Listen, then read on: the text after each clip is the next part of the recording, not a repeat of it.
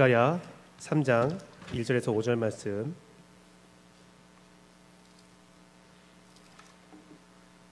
구약 1315페이지입니다. 스가랴 3장 1절에서 5절 말씀 한 목소리로 합독하도록 하겠습니다. 스가랴 3장 1절에서 5절 말씀, 하나님 말씀 받습니다.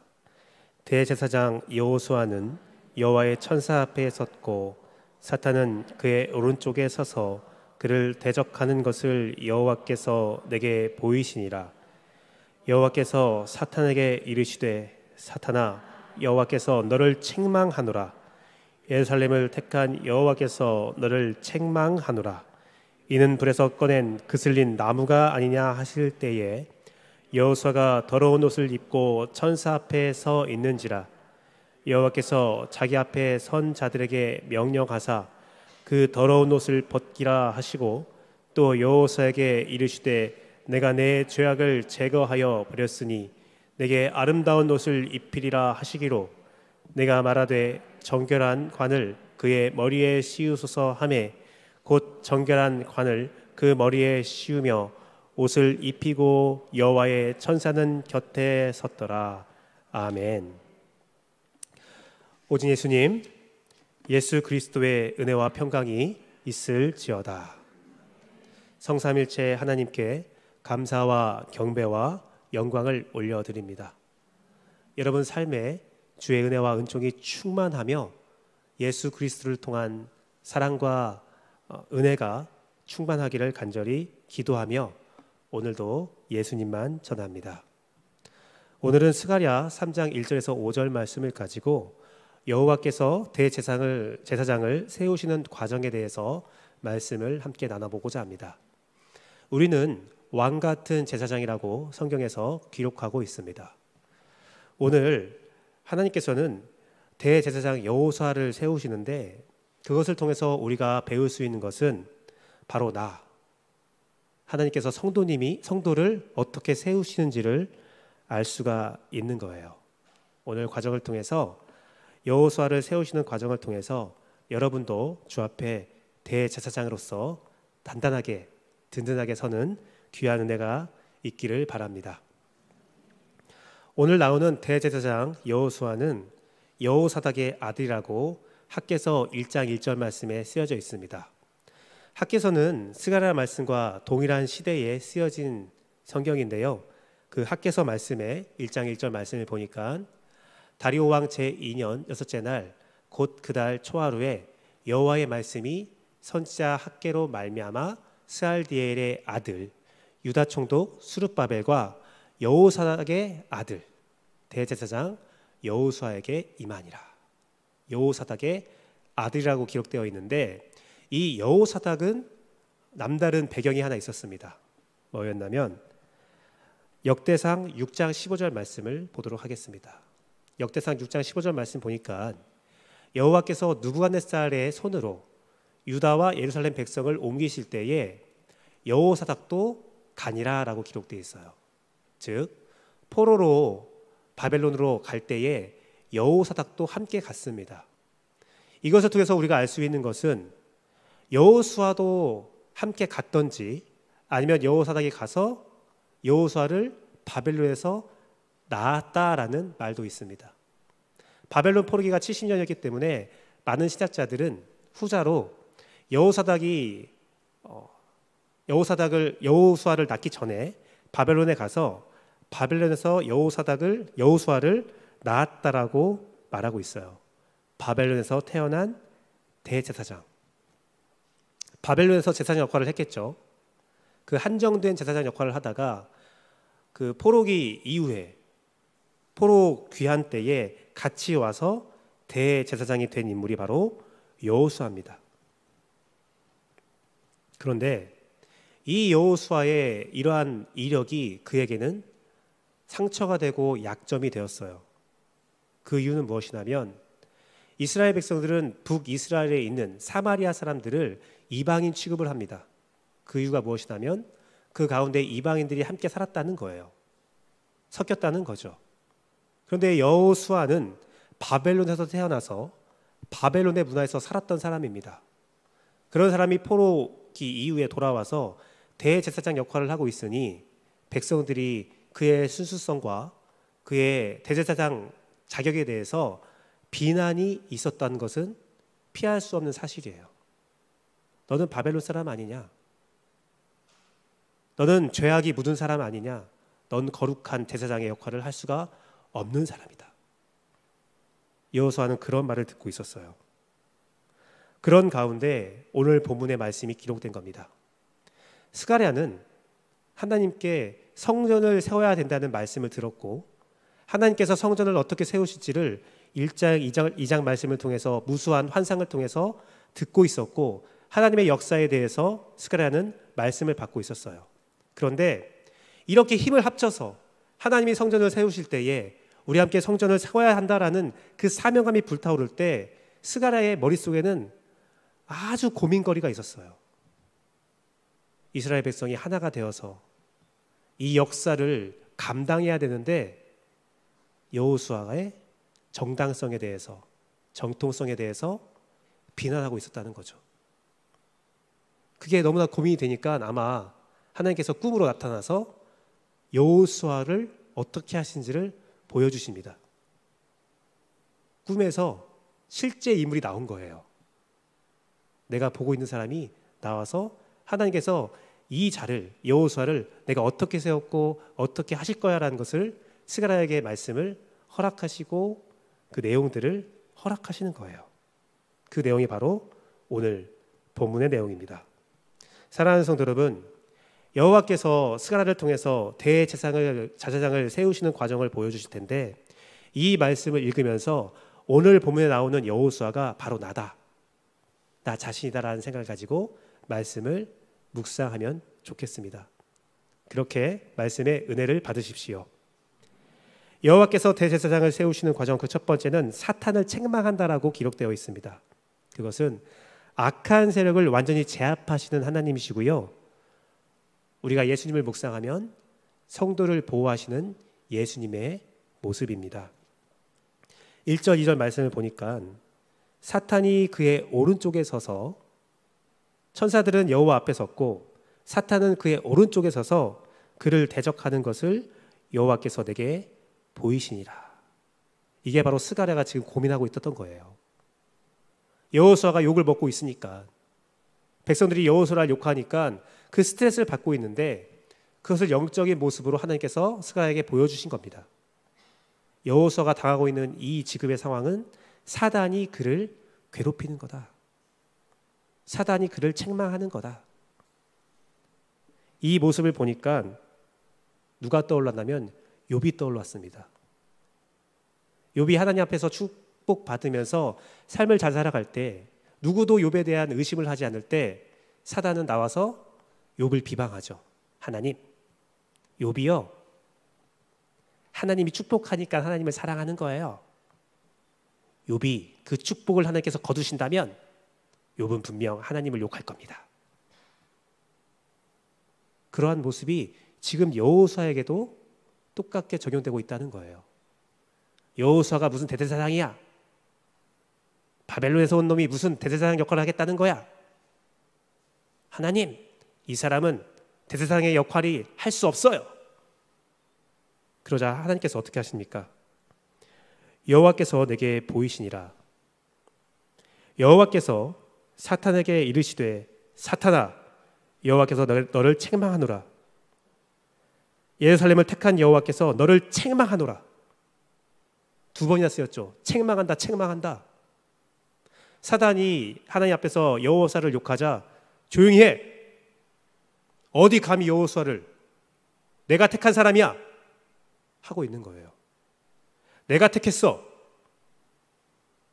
여호수아는, 예루살렘은 내가 택했으니까 사단 너는 잠잠하라.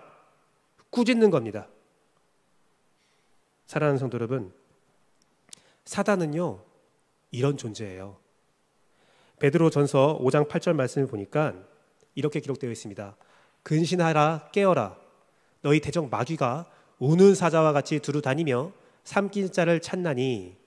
이 우는 사자라는 의미는 뭐냐면 으르렁거리라는 뜻이에요. 으르렁거리는 거예요. 으르렁거리면서 여러분을 지켜보고 있는 겁니다. 제가 동대문에 살 때 그 경동시장이라는 곳에서 살았는데 그때 제 첫째 딸이 한 3살쯤 됐었어요. 아주 조그만 그 아이였는데 그날 겨울에 이렇게 길거리 그 시장가를 지나가고 있는데 제가 그 옷을 입힌 것이 털옷이었어요. 근데 뒤에서 보면 영락없는 강아지의 모습이었거든요. 저는요 강아지를 예뻐하지만 무서워합니다. 조그만한 강아지가 으렁거리면 물릴까봐 겁이 덜컥 나고, 혹시라도 강아지를 산책시키는데 목줄을 하지 않은 강아지를 보면 되게 불안해요. 막 이렇게 쫄아져 막 겁내 있으면 우리 강아지는 물지 않아요 라고 지나갔는데 절대 믿지 않습니다. 그걸 어떻게 알아요? 하는데 우리 하영이가 그런 모습으로 가고 있었거든요. 시장에서 산책을 하고 있는데 한 이만한 강아지였을 거예요. 순식간에 갑자기 그 강아지가 우리 하영이를 덮쳤어요. 팍 덮쳐갖고 하영이가 발라당 넘어졌어요. 그래서 야! 하니까 강아지가 훅 도망가더라고요. 근데 그 강아지의 주인이 시장에 있는 상인이었는데 막 웃으시더라고요. 너무 화가 났어요. 막 웃으면서 하하 하면서 우리 강아지가 아기를 너무 예뻐하네 하는 거예요. 이게 예뻐하는 거라고? 그런데요, 이 모습이 오늘 베드로전서에 나오는 사자의 모습이에요. 언제 여러분을 덮칠지 모릅니다. 으르렁거리면서 덮치려고 준비를 하고 있는 모습이에요. 사랑하는 성도 여러분, 사단은요 여러분을 공격하려고 틈만 보이면 달려들 생각을 갖고 있습니다. 계시록 12장 10절 말씀을 보니까 그의 노력에 대해서 이렇게 나오고 있습니다. 내가 또 들으니 하늘에 큰 음성이 있어 이르되 이제 우리 하나님의 구원과 능력과 나라와 또 그의 그리스도의 권세가 나타났으니 우리 형제들을 참수하던 자 곧 우리 하나님 앞에서 밤낮 찬수하던 자가 쫓겨나고, 마지막 때의 모습을 보이면서 이게 쫓겨난 자가 사단이거든요. 사단이 어떻게 하고 있습니까? 밤낮으로 여러분을 참수한다는 겁니다. 사랑하는 성도 여러분, 오늘 우리가 숨을 쉬는 거 기적입니다. 여러분이 동일한 아침을 맞이하는 거 기적이에요. 내 삶에 은혜가 없다, 내 삶에 어떤 행사도 없다, 하나님의 일하심도 없다? 아니요. 오늘 내가 숨 쉬는 것, 내가 오늘 이 자연 만물을 바라보는 것, 오늘 예배 드리는 것, 이 자체가 기적입니다. 왜 그러냐면 공중 권세 잡은 자 사단이 밤낮으로 여러분을 참수하려고 매일매일 그렇게 참수하고 있다니까요. 어떻게든 여러분 넘어뜨리려고 밤낮으로 열심을 내는 자가 사단입니다. 우리도 모르는 사이에 영적 싸움이 계속 벌어지는 거예요. 우리 예수님께서 낙타 무릎으로 기도하고 있다라고 하고 끊임없이 하나님의 우편에서 우리를 위해서 중보한다라고 하는데, 왜 예수님이 우리 위해서 중보하느냐? 저 사단 마귀 세력이 우리 재헌교회를 넘어뜨리지 않게 하기 위해서, 여러분 한 사람 한 사람을 끊임없이 보호하기 위해서 예수님도 밤낮 없이 기도하는 거예요. 이러한 존재라니까요. 지금 여러분 이러한 위기 가운데 있다니까요. 사단은요 여러분을 공격하고 여러분을 물어뜯기 위해서 밤낮으로 노력하고 있습니다. 그런데 하나님께서 그 사단에 대해서 이렇게 선포하고 있습니다. 로마서 16장 20절 말씀입니다.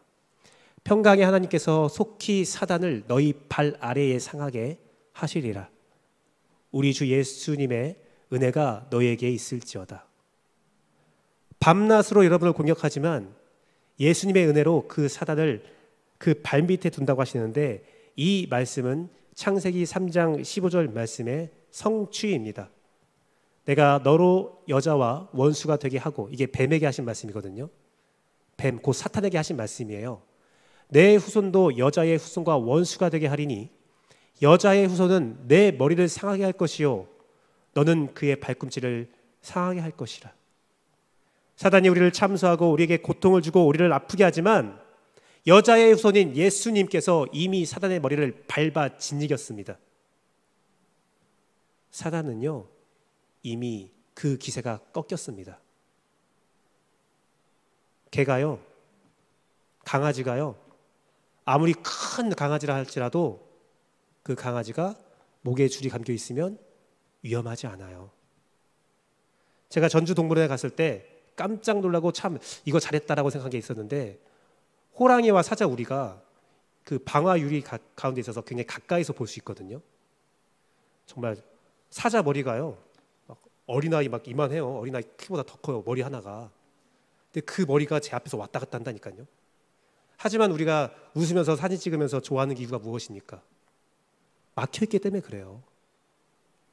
사단이 여러분을 참소하지만 우리가 안심할 수 있는 것은 예수님께서 그의 머리를 밟아버렸기 때문입니다.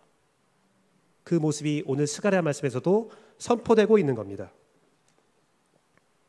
사랑하는 성도 여러분, 요즘에 이 한국에서 유행한 단어가 있는데 그 중에 하나가 뭐냐면 가스라이팅이라는 단어입니다. 가스라이팅. 가스라이팅이 무엇이냐면 타인의 현실 감각과 상황들을 교묘하게 조작해서 본인 자신을 의심하게 만들므로 타인에 대한 지배력을 강화시키는 범죄 같은 심리 상태라고 합니다. 가해자는 피해자에게 자존감을 잃어버리게 하는 말을 한대요. 심리적으로 위축을 시킨다고 합니다. 그 다음에 정신적으로 지배를 하는데 어떤 식이냐면, 야, 네가 할 수 있겠어?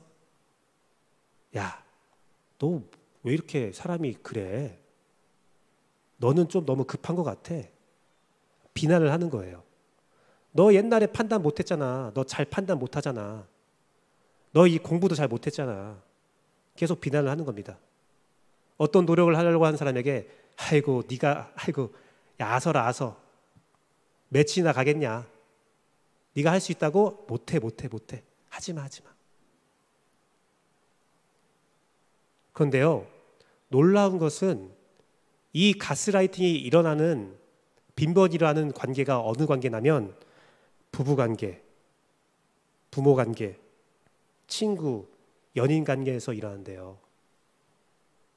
부모님이 자녀에 대해서 할 수 있어가 아니라 야 내가 너 어렸을 때도 봤는데 아유 너 그거 안 돼. 남편이 부인에게, 부인이 남편에게 당신이 아이고 그런 말 하지 마소. 아이고 됐어 아서 기회도 주지 않고 위축시키는 거예요. 그런데 이것을 피하는 방법이 뭐냐면 그 관계에서 그 사람 말을 들었을 때에 내가 행복하지 않다, 뭔가 나의 삶이 온전치 않는 것 같다라고 생각하면 그 관계를 약간 거리를 둔 다음에 자기의 믿을 만한 조력자를 찾아서 진짜 자신을 찾아야 된다고 합니다. 자존감을 높여야 된다고 해요. 그런데요, 제가 이 단어를, 이 심리적 상태를 보면서 느낀 것이 무엇이냐면 사단이 가장 쉽게, 가장 좋아하는 방법이 바로 이 가스라이팅이다. 당신이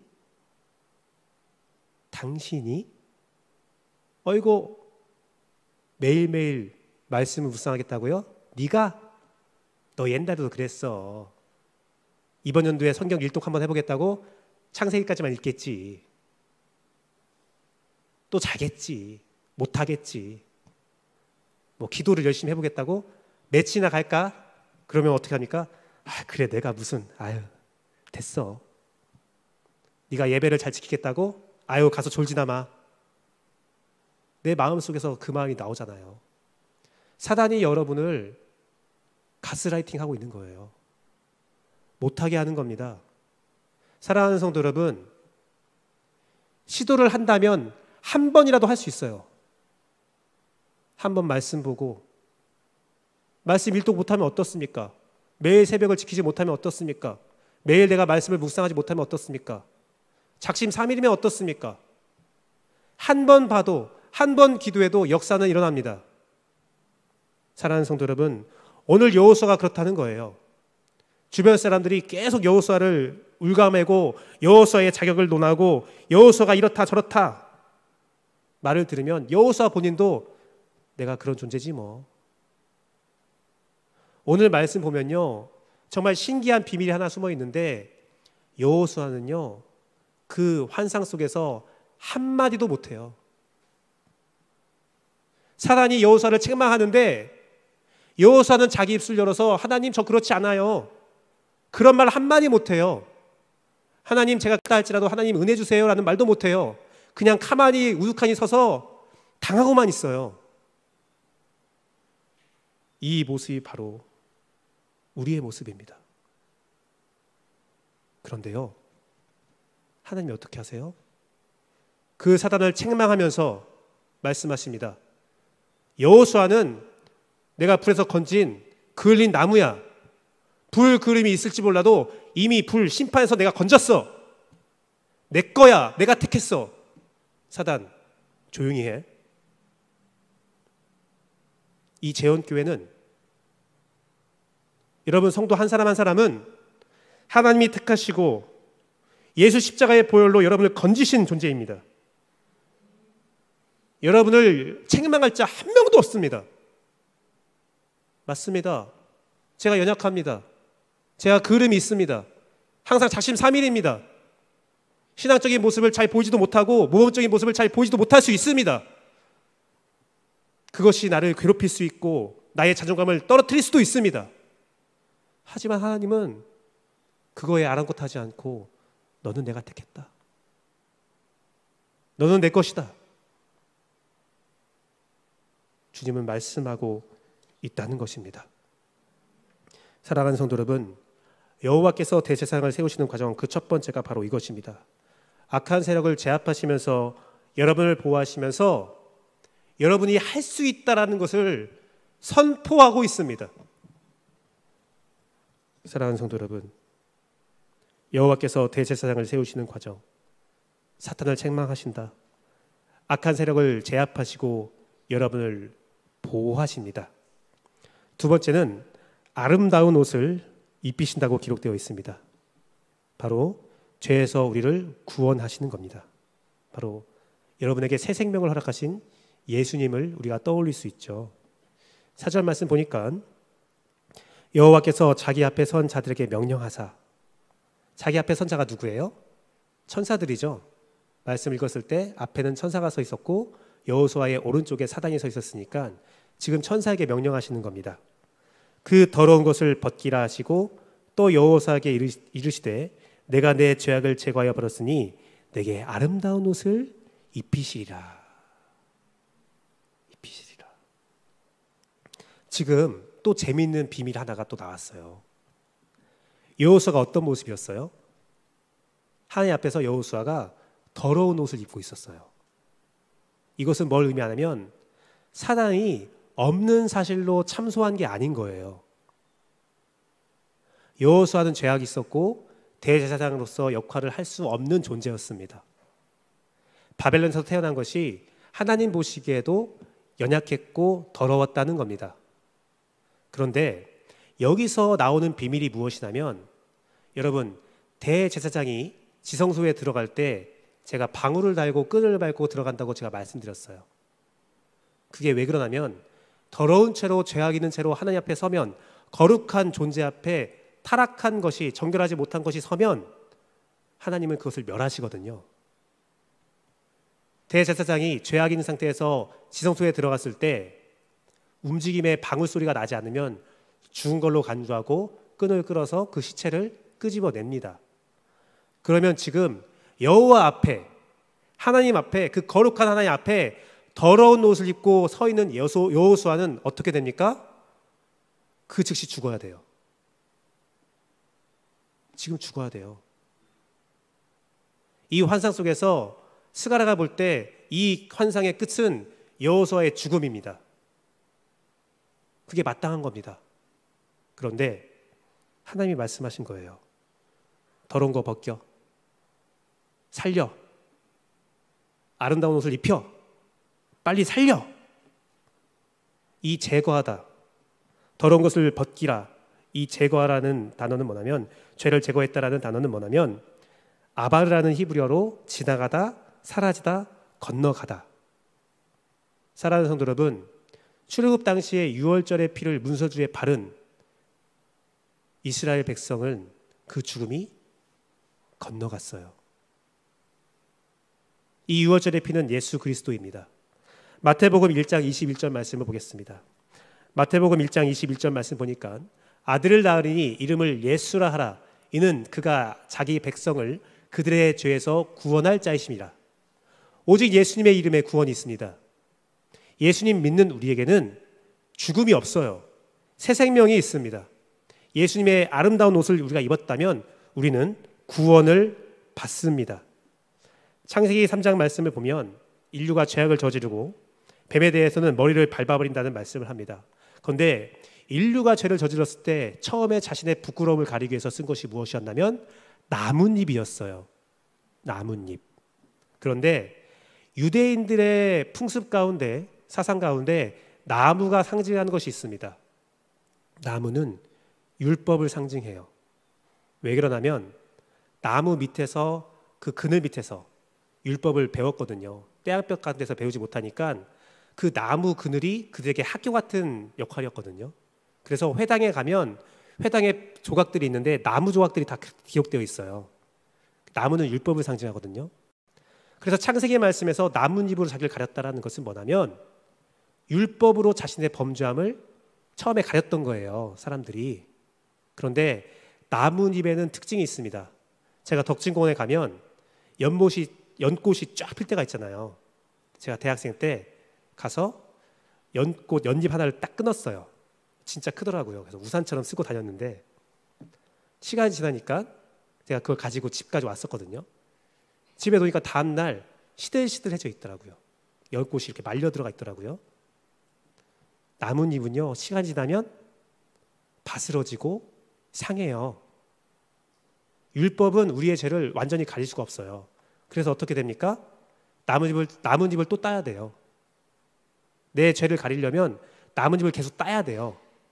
그래서 나뭇잎으로 사람이 자신의 죄를 가렸다는 것은 뭘 의미하냐면 율법에 의존적인 사람이 되었다. 율법을 떠날 수가 없다라는 말입니다. 그런데 그러한 인간들에게 하나님은 가죽 옷을, 새로운 옷을 지어 입히시죠. 그러면서 비로소 율법에서 자유하게 되고 우리는 완전한 자유함을 얻게 되었다는 것을 창세기 3장 말씀을 통해서 하나님은 우리에게 보여주고 있는 겁니다. 사랑하는 성도 여러분, 오늘 더러운 옷을 벗겨라. 그리고 내게 아름다운 옷을 입히리라. 이것은 더러운 율법의 제약에서 벗어버리고 예수 그리스도의 새로운 생명의 옷을 입히시겠다라고 선언하시는 겁니다. 로마서 3장 25절 말씀 보니까 이 예수님을 하나님이 그의 피로써 믿음으로 말미암는 화목제물로 세우셨으니 이는 하나님께서 길이 참으시는 중에 전에 지은 죄를 간과하심으로 자기의 의로우심을 나타내려 하심이니. 제가 방금 설명해드렸던 모든 내용들이 로마서 말씀에서 보여지고 있는 거예요. 이 간과라는 단어는 덮어버리라는 뜻이거든요. 예수님이 새 옷이 되어서 우리의 죄를 덮어버리고 하나님 앞에서 서 있을 수 있는, 살아있을 수 있는 존재로 만드신 겁니다. 또한 계시록 7장 14절 말씀을 보겠습니다. 계시록 7장 14절 말씀을 보니까 내가 말하기를 내 주여 당신이 아시나이다 하니 그가 나에게 이르되 이는 큰 환난에서 나오는 자들인데 어린 양의 피에 그의 옷을 씻어 희게 하였느니라. 이 말은 뭐냐면 예수 보혈의 피로 자신의 죄를 회개하여 빤 자들은 주님께서 구원하고자 한다, 구원하신다라는 뜻입니다. 사랑하는 성도 여러분, 구원파라는 사이비가 있어요. 그들이 주장하는 것은 우리가 회개하지 않아도 됩니다 라입니다. 더 이상 회개를 더 할 필요가 없습니다 인데 하나님은 분명히 말씀하셨습니다. 예수 십자가의 피로 빨라는 거예요. 희게 하라는 겁니다. 우리의 죄악을 회개하라는 겁니다. 사랑하는 성도 여러분, 우리는 더러운 옷을 벗어야 합니다. 그리고 깨끗한 옷을 입어야 합니다. 그 깨끗한 옷을 입은 자에 대해서 고린도후서 5장 17절은 이러한 말씀을 선포합니다. 그런즉 누구든지 그리스도 안에 있으면 새로운 피조물이라. 이전 것은 지나갔으니 보라 새 것이 되었도다. 여러분은 완전히 새로운 존재예요. 율법의 구습은 벗어버리고 성령님의 인도함 가운데 예수 그리스도의 십자가 가운데, 이 예수 그리스도의 십자가로 여러분을 자유케 한다는 것은 창세기부터 선포된 하나님의 창조 원리와 계획입니다. 그거에 맞춰져 여러분은 새 생명을 얻었습니다. 사랑하는 성도 여러분, 하워드 스티븐 프리드먼이라는 사람이 생명 가격표라는 책을 썼어요. 제가 이 책 제목이 너무 신기로워서 또 어떤 내용일까 궁금해서 사서 읽었는데, 이 내용이 어떤 내용이냐면 개인이든 기업이든 정부든 모든 사회의 주체는 일상적으로 사람의 생명 가격을 매기고 있다는 거예요. 즉, 이 자리에 우리는 다 같이 앉아 있지만 우리의 생명 가격은 다 다르다는 겁니다. 굉장히 불편하죠. 이런 말 들으면 무슨 생명이 다 똑같지라고 말할 수 있습니다. 생명의 가격을 부여할 수 없다라고 말할 수 있고, 모든 생명은 동등하다 주장할 수 있지만 이 책에서 말하는 것은 그렇지 않다는 거예요. 각종 정책과 한정된 자원은 생명의 가격을 부여합니다. 생명의 가격은 서로 다른 환경과 조건에 의해서 결정된다고 해요. 심지어 사람이 죽었을 때 나오는 보험료도 다르다는 거예요. 어떤 병에 걸렸을 때 어떠한 자는 어떤 병이 걸려도 장기를 이식받으면서까지 목숨을 연명할 수 있지만, 어떤 사람은 감기에도 죽을 수 있다는 겁니다. 어떤 자의 죽음에 모든 사람은 애통하며 슬퍼하고 그 죽음을 애도할 수 있지만, 어떤 사람은 아무도 알지 못하는데 차가운 길거리에서 죽어갈 수 있다는 겁니다. 국가의 정책과 시책이 더 잘 사는, 더 괜찮은 사람에게 집중될 수 있다는 것은 불편한 진실이라는 거예요. 자, 이번에 아프간에 있는 한국을 도왔던 아프가니스탄 사람들을 우리나라가 가서 300여 명을 데려왔을 때 박수를 쳤어요. 멋있다. 정말 멋있다. 그런데요, 다른 외신들도 그 모습을 보면서 와, 멋있다. 한국 대단한데? 라고 말을 하는데, 그 안에서 한국만 도운 사람이 있겠습니까? 다른 나라도 다 있어요, 그런 사람들이. 그런데 다른 나라의 정책은 그들에 대해서 포기하는 거예요. 근데 우리나라는 그들에 대해서 똑같은 생명 가격을 매겨서 한국 사람과 동일한 모습으로 데려오는 거죠. 생명 가격은 다릅니다. 많은 사람들은 이 생명 가격표가 다르다는 것이 불가능하다, 그래서는 안 된다라고 말하면서 사회복지와 여러 가지 정책을 통해서 그것을 비슷하게 만들어주려고 노력을 해요. 하지만 그 노력들은 이루어지지가 않습니다. 오직 이 조건들이 공평해지기 위한 것은 딱 한 군데밖에 없어요. 예수 그리스도의 십자가의 보혈밖에 없어요. 그래서 예수님의 보혈이 이 세상에 가장 존귀한 가치가 있는 겁니다.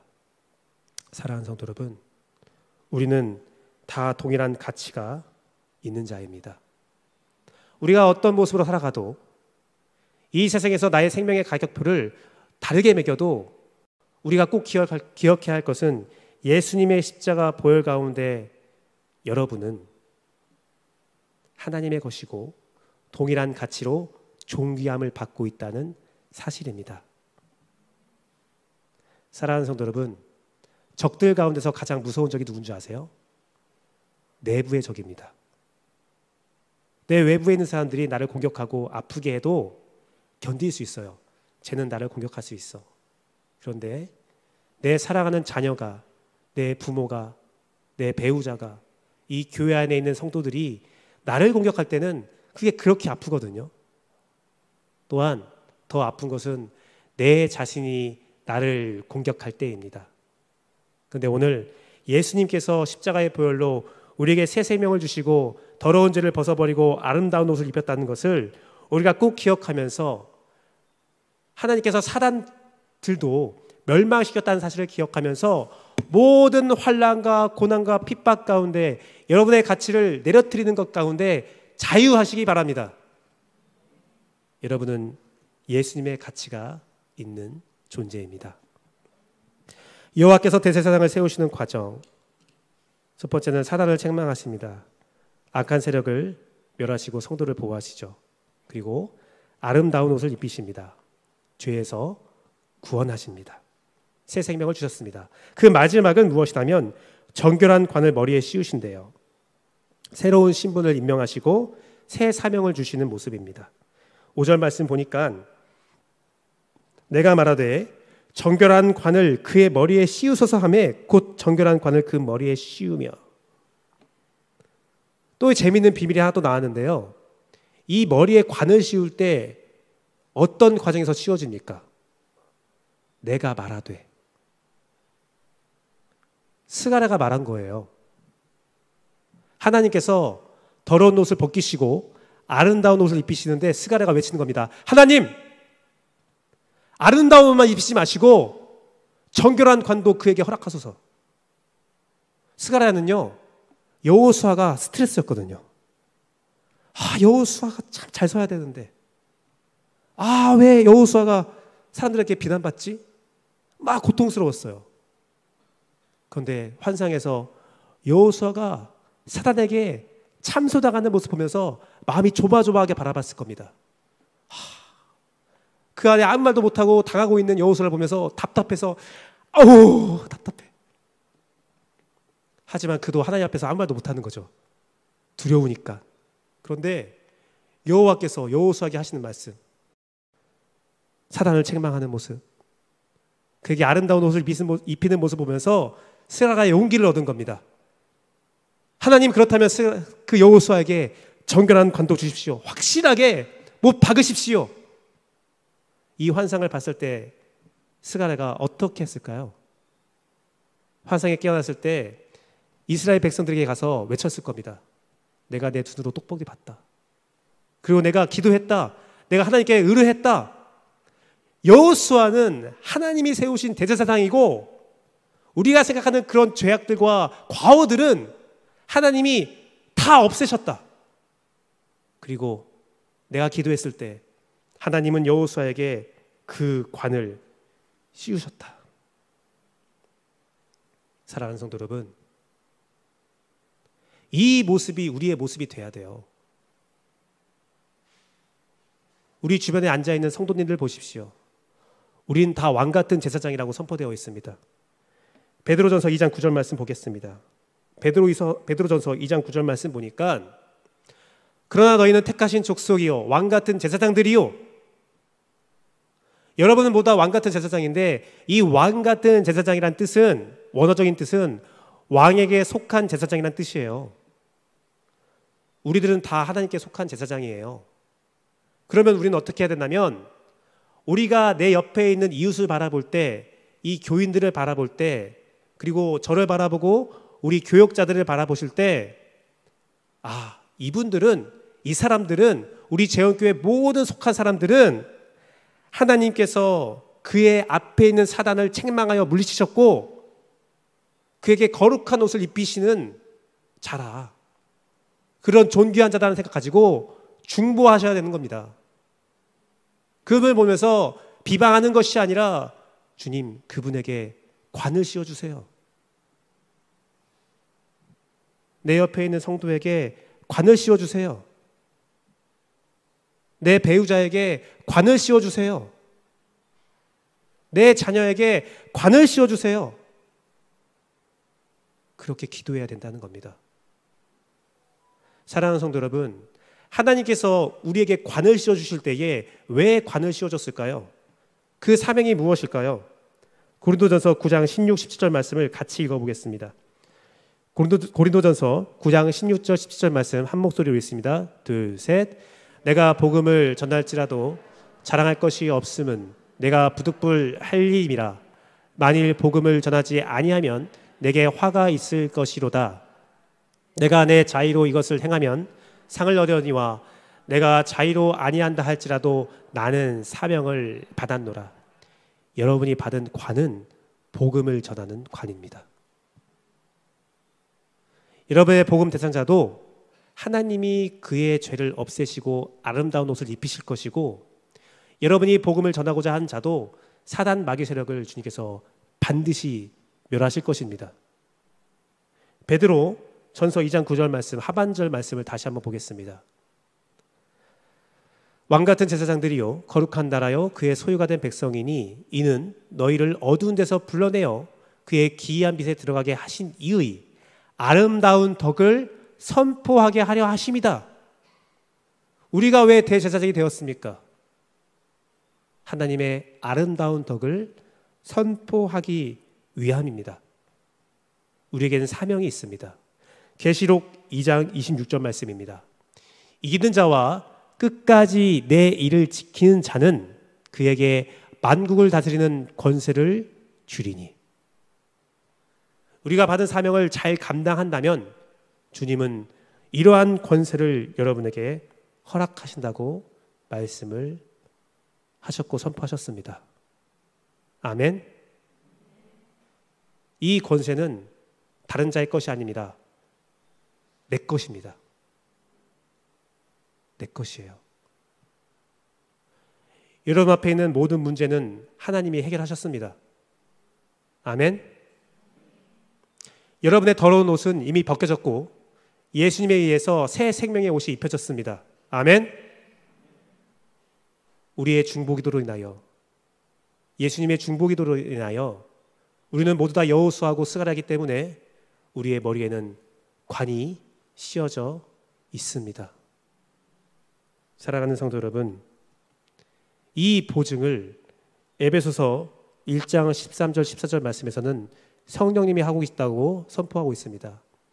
그 안에서 너희도 진리의 말씀 곧 너희의 구원의 복음을 듣고 그 안에서 또 믿어 약속의 성령님으로 인치심을 받았으니 14절 말씀입니다. 이는 우리 기업의 보증이 되사 그 얻으신 것을 속량하시고 그의 영광을 찬송하게 하려 하십니다. 또한 히브리서 7장 22절 말씀에는 이와 같이 예수님은 더 좋은 언약의 보증증이 되셨느니라. 즉 성령님과 예수님이 이 사실에 대한 보증을 하고 계시고 여러분들은 사단의 문제가 해결되었고 여러분들은 거룩한 옷을 입은 새 생명을 받은 존재이며 여러분은 예수 그리스도를 통한 새 사명을 받은 자입니다. 사랑하는 성도 여러분, 이 새로운 삶, 새로운 신분을 위해서 우주가 움직였어요. 창조의 역사가 움직였습니다. 예수님은 십자가에 달려 죽으시기까지 하셨습니다. 하나님이 가진 모든 능력과 권세와 모든 행하심은 오직 이 한 가지 일을 위하여 지금도 행사되고 있습니다. 바로 여러분 자신을 위해서, 여러분을 대제사장으로 세우시기 위하여 이 우주적인 역사가 일어나고 있습니다. 여러분은 그러한 존재예요. 누가 여러분을 뭐라 하겠습니까? 여러분은 자유한 존재이며 거룩한 존재이고 존귀한 존재입니다. 그런데 사탄은 끊임없이 나를 괴롭히면서 나의 자존감을 낮추려 합니다. 왜 그럴까요? 제가 말씀을 준비하면서 생각해 봤는데 사탄은 여러분이 부러운 거예요. 그래서 악착같이 그 은혜를 받게 하고 싶지 않은 거예요. 그래서 밤낮으로 여러분을 참소하면서 여러분 마음을 상처를 주고 우리를 힘들게 하는 거예요. 여러분은 기도할 수 있습니다. 여러분은 찬양하기에 마땅한 입술을 가지고 있습니다. 여러분요 존귀한 존재입니다. 여러분이 하나님 앞에서 행하고자 하는 모든 것들은 성취됩니다. 우리 재원교회는 하나님이 전 우주적으로 보호하시는 교회이며 우리 재원교회는 하나님이 역사하시는 교회이며 우리 재원교회는 가장 존귀한 존재입니다. 여러분과 우리 재원교회는 하나님의 아름다운 옷이 있고 아름다운 관이 씌어진 존재입니다. 그러면 우리는 끊임없이 기도해야 됩니다. 하나님, 우리에게 아름다운 관을 씌워 주십시오. 그 사실을 알아야 됩니다. 말씀을 맺도록 하겠습니다. 사랑하는 성도 여러분, 여러분은 그러한 존재인데 왜 아직도 그 존재임을 부정하고 계십니까? 여러분 인생이 어렵고 힘들고 아픔이 있다 할지라도 하나님은 여러분을 보호하시고 여러분과 함께 하시면서 여러분을 세우기 위하여 지금도 불철주야 사역하십니다. 성령님이 여러분의 보증이 되시고 예수님이 여러분의 보증이 되어주시는데 왜 아직도 여러분의 진짜 모습을 보지 못하고 있습니까? 우리는 모두 다 여호수아입니다. 네, 맞습니다. 나에게 연약함이 있고 나에게 죄악이 있고 나에게 부족함이 있는 거 맞습니다. 그 부족함이 아직 해결되지 않았습니다. 하지만 하나님은 선포하십니다. 내가 택하였다. 내가 택하였다. 예수님은 말씀하십니다. 내가 너로 인하여 십자가에 죽음을 당했다. 또 성령님은 말씀하십니다. 내가 너에게 능력과 은사와 지혜로 역사할 것이다. 사랑하는 성도 여러분, 오늘 대제사장을 세우시는 과정을 보면서 여러분이 어떠한 존재인지를 이 땅에 선포합시다. 함께 찬양하고 기도하도록 하겠습니다. 우리 함께 죽임당하신 어린 양 함께 찬양하시겠습니다.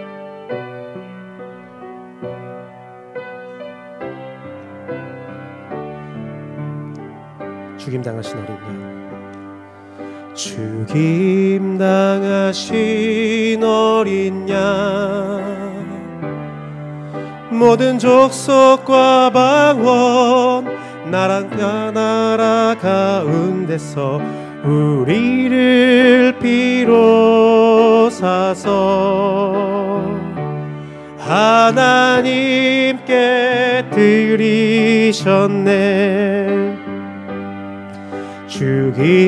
죽임당하신 어린 양, 우리들을 알아와 제사장 삼아 주셨으니 우리는 주와 함께 이 땅에서 우리 한 번 더 고백합시다. 죽임당하신 어린 양, 죽임당하신 어린 양, 모든 족속과 방언 백성과 나라 가운데서 우리를 비로사서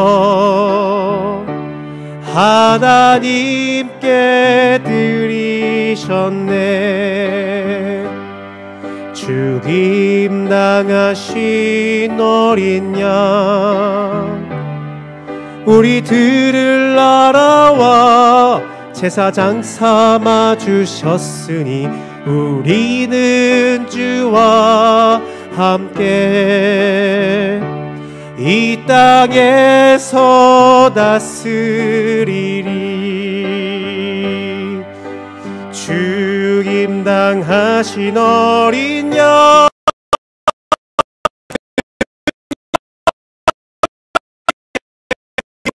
존귀와 영광 찬송 받으시기에 합당하신 어린 양, 죽임당하신 어린 양, 죽임당하신 어린 양, 능력과 부와 지혜 힘과 존귀와 영광 찬송 받으시기에 합당하신, 우리 한 번 더 찬양합시다. 죽임당하신 어린 양, 죽임당하신 어린 양, 능력과 부와 지혜 힘과 존귀와 영광 찬송 받으시기에 합당하신 어린 양, 찬송 받으시기에, 찬송 받으시기에 합당하신 찬송 받으시기에, 찬송 받으시기에 받으시기에 합당하신 어린 양. 이 시간 말씀을 가지고 기도합니다. 여호와께서 대제사장을 세우시는 과정, 이것은 예수님께서 여러분을 세우시는 과정입니다. 내 과거에 또 지금도 사단은 나를 괴롭히며 나에게 자격이 없다 말합니다. 사실입니다. 나에게 자격이 없지요. 내 인격과 내 환경을 바라보면 또 무너질 것이고 또 연약할 것이고 또 범죄함을 저지를 것입니다.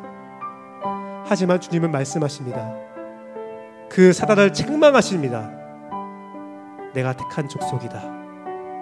그리고 주님은 나의 더러운 옷을 벗기시고 아름다운 옷을 입히십니다. 예수의 새 생명을 입히셨습니다. 그리고 너는 그러한 존귀한 자이니 나가서 나의 덕을 세우라. 복음을 전파하라. 담대하게 자유하라 라고 말씀하십니다.